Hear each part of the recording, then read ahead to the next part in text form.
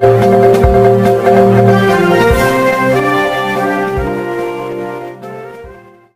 शहर में 7 जुलाई 2024 को मराठा आरक्षण के लिए मराठा समाज की ओर से जन जागृति और शांतता रैली का आयोजन किया गया।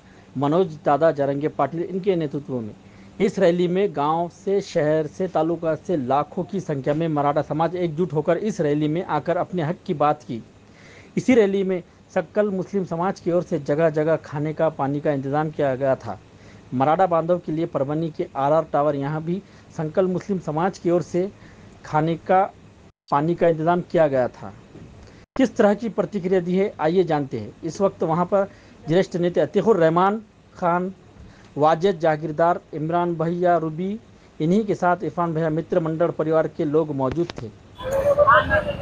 मराठा आरक्षणाचे मराठा योद्धा सन्माननीय जरांगे पाटील हे आज परभणीला आले।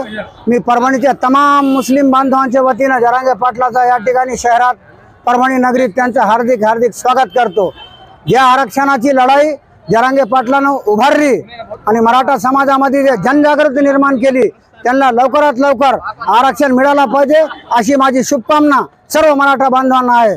आज सकल मुस्लिम समाजाच्या वतीने रचना इलेक्ट्रिकल्स आणि लोकशाही सेवा संघटनेच्या वतीने या ठिकाणी पाणी पिण्याचे आयोजन करण्यात आलं होतं।